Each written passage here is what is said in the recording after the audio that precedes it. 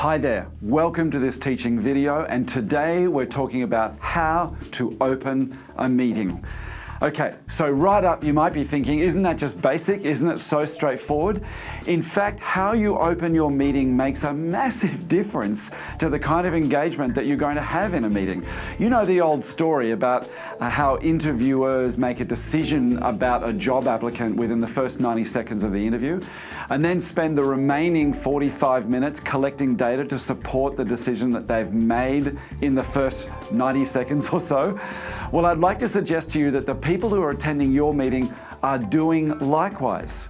They are deciding, is this meeting going to deliver? Is it going to be worth my time? And they're making a decision, perhaps unconsciously, but nevertheless making that decision very early in your meeting.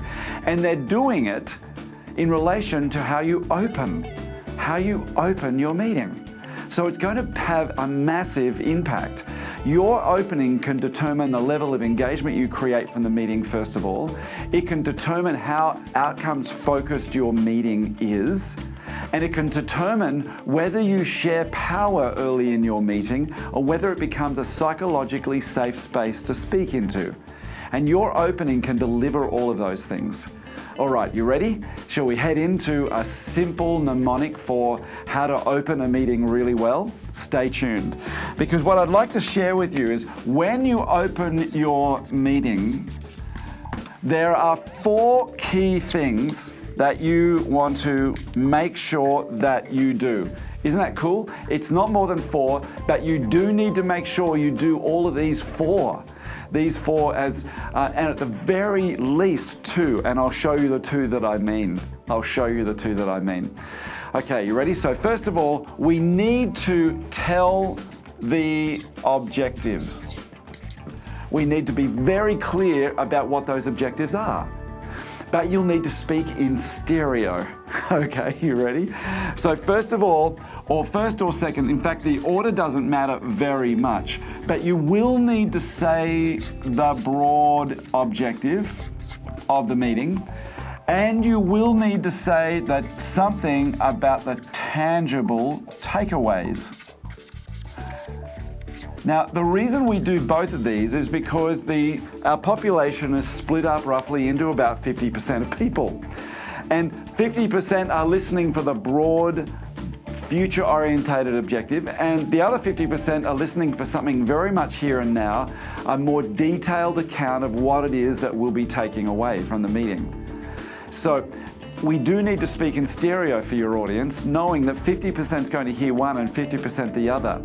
Be aware of what your own bias is here. Be aware of your own bias, because without becoming aware of your bias, you'll tend to cover one of these and not the other. Do both. Then you'll need to identify the benefits. And what I mean by identify the benefits is the age-old saying, right? It's been around since the 1980s, but I still kind of like it. WIFM. We want your participants to tune into what's in it for me.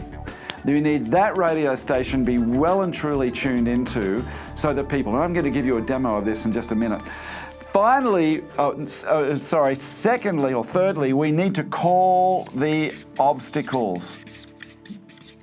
Now, this is a really important one and often not done. Calling the obstacles is critical if you're in a meeting where you feel there is a certain distraction happening in the meeting that makes it hard for people to tune in. Maybe they've just got a lot of work on. Maybe they've got emails building up. Maybe there's just a heap of activity going on outside the room that you're in. Or maybe you're on a Zoom meeting and you acknowledge that people's phones and laptops may be attracting their attention. You must acknowledge the obstacles to participation. I'm not saying here that you should fix or tell people to just behave themselves, but draw their awareness to the fact that there are some things which could pull their attention away, and as you do that, you increase their choice, and so they're more able to stay tuned. Okay, now finally, actually, we want to invite their involvement. Now, I don't mean please be involved in this meeting. I mean, you want to get them talking very quickly. Even in a 1-hour meeting, even in a 30-minute meeting, you will want to get your participants talking within the first few minutes. Now, this is especially true if you've got introverted people. If introverted people, if they have that preference and they haven't spoken in your meeting, if it's an hour-long meeting for the first 20 or 30 minutes, they may not speak at all, especially if it's a fast-paced meeting, and many meetings are. So we want to create a space. This is one way of just being able to create a more psychologically safe space for people to work in. So how does it sound to open a meeting using this? Well, let me demo it for you. Here we go. Now let's imagine I'm about to open a meeting. And in fact, maybe I'll just stand here so you can see the mnemonic as I'm working with it. I'm about to open a meeting, and let's say it's a meeting, believe it or not, to help make our meetings better. I don't know, I can't help myself, can I? And so we're going to open this meeting, and I'm going to do that now with you, and you'll notice that I'm going to work my way down this. It's not going to take more than a couple of minutes, in fact, probably 90 seconds or so. I've actually not timed myself doing it, but it won't take long. And an opening of a meeting shouldn't take very long. All right, are you ready? Okay, now I'm going to assume that you've all come to the meeting, you've been invited, you've seen something about it, but that doesn't matter. I need to open it in this way. Hi there, thank you so much for coming to this meeting. Today, as you know, we're coming together to work on our meetings. When we want to make our meetings way more effective, way more productive in what they give for us. And so today our task is to renovate them, to begin the journey of improving them no end. What we will leave today's meeting with, though, is a very specific set of action plans. So we'll know exactly what next steps, and we'll know who it is that will do those next steps. I'm expecting to have my name against some of those actions. So I just want to let you know that an action plan with timings and names is how we'll finish today's meeting. That's what we'll take away. So this is just such a great opportunity we have. I mean, we're in meetings all day, and many of you are in 3 to 4 hour meetings a day, but we don't very often step out, become an observer and go, let's see whether we can improve our meetings, because many of them are with us. But even the meetings you have with outside people can be a terrific source of frustration.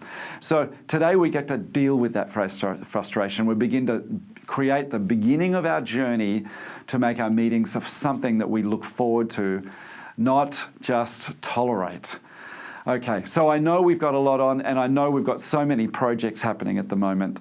I'm speaking with you separately on very many different projects, and some of you may even be thinking, as you're sitting here in this meeting, you've got another 3 emails popped into your inbox. So I just want to let you know there are many ways in which your attention could be distracted or drawn today. So with that in mind, I just want to invite you to keep returning to the meeting as we proceed through it. To start with, though, I want to ask you a question. Before we head into this meeting, I just want to make sure, if I ask you this question, what is one thing you think we must take away from this meeting for it to be effective? Is there something that you think would be an important thing that we discussed, or some approach in this meeting that you think we should have? Is there a particular outcome that might be important to you? That's what I'm going to be asking you now to start off this meeting. So the question is, what is it that you think would be most important for us to finish this meeting with, so that we know we're going to spend our time well? Okay, who will start? All right, did you get that? I finished. So that was me running through Tiki. Tell, speaking stereo, identifying benefits, calling obstacles, and invite their involvement. Now you'll notice with invite their involvement, I've asked them to speak straight away. Now in a meeting, most meetings are less than 6 people. We know this statistically. Vast majority of meetings are less than 6 people. And so if that's the case, you can simply go around them and just check. Nima, Mary, Sita, whatever, just go around anything that you think could be very important, just checking what's something that you think could be important that we address in this meeting. So when you take that list, you simply write things down. You simply recognize, if you've got a flip chart, even better, or a whiteboard, or maybe you've got a laptop where things are coming up on the screen behind you, but it'd be really good to make that visible. If you're in a boardroom, I know it can feel awkward to do so, but this is the new way that meetings must happen. And if it's Zoom, then just put a Google Docs up there and write on it while they can see you. They can see you do it. There's other methodologies of doing that, but that's the simplest. So that people know this is our criteria for an effective meeting. That little step should take no more than 3 to 4 minutes. Very fast and quick, but it's a high engagement and it sharpens our focus for what we need to do in this meeting. So the last thing I want to mention to you about this opening is that it's the role you're playing when we do it. You see, most people when they're running a meeting are the manager. And so I want to let you know that there's a mindset you can bring into a meeting as a manager, and there's a mindset you can bring into a meeting as a facilitator. And if you only bring the mindset in of manager, then whatever you hear people saying, you might be thinking, okay, how can I fix that? Who do I need to tell? What's the solution for that? What's my response? You're often in fix, move on, get things going, give advice mode. Now, that's okay, but if that's the only mode you've got, if you were to run a meeting with your team, you'll find your meeting doesn't actually work very well. And it's because generally you won't create that robust, free-flowing dialogue that you're looking to have. So there's another mindset here. There's a mindset of facilitator, a mindset that believes that this group is filled with an innate intelligence, and if you can help them, then we'll access wonderful solutions, terrific innovation. This mindset of facilitator is one not so much to tell, but to ask. Okay, and it's not one so much to fix as it is to facilitate a problem-solving conversation. This is the hat you roll, this is the role you wear, the hat you wear, the role you play and the hat you wear when you do this. Now, I'm not saying in your meeting you may need to pop back into manager role momentarily. That's perfectly okay. And then you might come back to facilitator role. Be aware of when you're flipping and let your team know that you're doing that. If you flip without letting them know straight into giving advice, then they're not quite sure, are you open for business? Can you just take opportunities like you were a moment ago? Or are you just into filtering what's being said now through what you think is right? So I want to let you know that I'd recommend if you're running a meeting with your team, you're about 70% facilitator. You reserve the right to go into manager, but then you signal when you shift roles. You signal when you shift roles and you come back and you're an open shop, ready to take feedback, ready to facilitate the discussions of this group. All right, that is opening the meeting. I hope you've enjoyed this short video. Using this can help your participants decide within the first 90 seconds that they're in a meeting that's going to deliver. And we know from research that people are deciding the quality of their whole work often based on the quality of the meetings they attend. That means we want to open meetings really well. All right, thanks everybody. Speak to you soon.